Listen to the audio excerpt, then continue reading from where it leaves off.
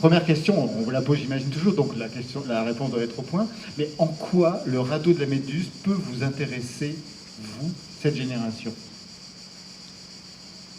Je suis toujours estomaqué pour... C'est votre deuxième geste de théâtre. Ouais, c'est notre deuxième spectacle. C'était Prince, c'était autour de l'idiot de Dostoïevski. Exactement. Et j'aurais pu poser la même question, c'est-à-dire en quoi votre génération aborde, on va dire, le contemporain, parce que vous posez des questions sur le postcolonialisme, on reviendra là-dessus, mais en quoi votre génération peut-elle s'intéresser pour faire un théâtre contemporain sur des registres ou des histoires plutôt anciennes, en fait, quand on veut faire un théâtre inédit? Oui, mais en fait, c'est les mêmes questions que se pose l'humanité depuis toujours.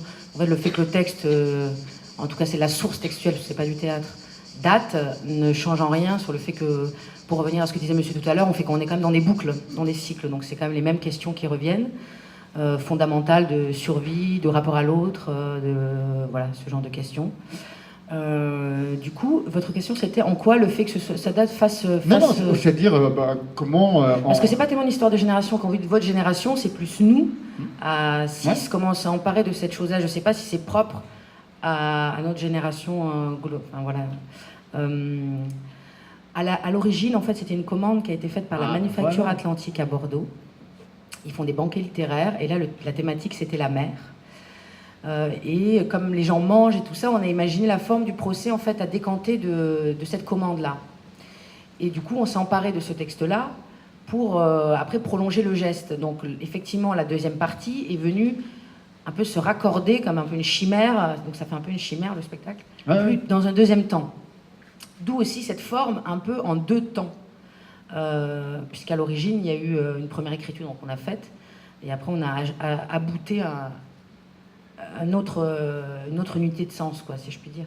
Comment vous travaillez ensemble? C'est un collectif, vous êtes tous comédiens, vous êtes tous metteurs en scène, je peux l'imaginer. Pour autant, c'est pas toujours facile d'avoir cette démocratie sur un plateau. Au niveau, par exemple, de la mise en scène, comment ça se passe entre vous? Est-ce qu'il y a quand même, à un moment donné, une sorte de meneur ou de meneuse qui se met en place?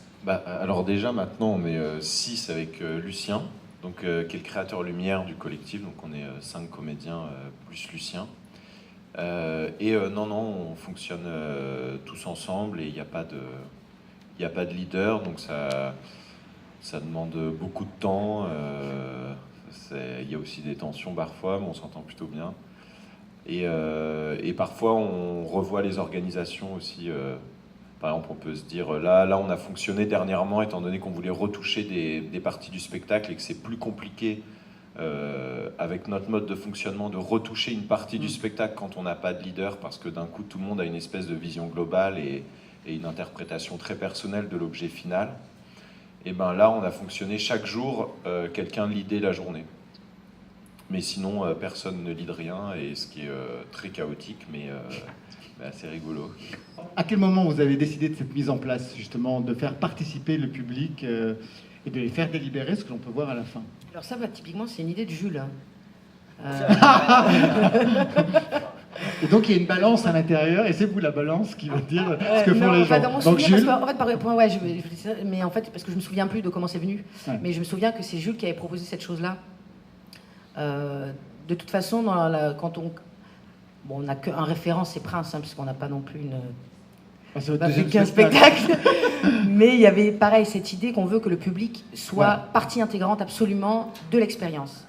Et typiquement dans Méduse, où les gens sont toujours en face à face, donc sont toujours sous le regard de l'autre, et du coup toujours en train de se poser la question ils sont actifs. En plus c'est un procès, etc. Donc on voulait décupler cette chose-là en faisant effectivement délibérer des gens, comme c'est dans la vie, c'est-à-dire que c'est des gens de la société civile. Et on leur demande, alors, qu'ils n'ont aucune référence légale, ou ils n'ont pas le code pénal. Ça, c'est des gens qui se questionnent à leur endroit sur est-ce qu'il est coupable, pourquoi, tout ça. Donc il y a une simplicité de cette chose-là qui est un peu, alors, qu'est-ce que vous en pensez, voilà. Il y a quelque chose qui nous dépasse totalement, en fait, dans cette histoire. Là, après avoir travaillé dessus, ce qui est intéressant, c'est de se dire, on propose des angles, mais on n'a aucun moyen de se représenter vraiment ce qui s'est passé. Et même, j'arrive toujours pas à me dire... Je sais toujours pas, je sais pas comment c'est possible. ils se sont quand même qu'est-ce bouffés qu'on en les uns tire? les Est-ce qu'il y a une réponse à se dire? Est-ce qu'on se trouve soi-même?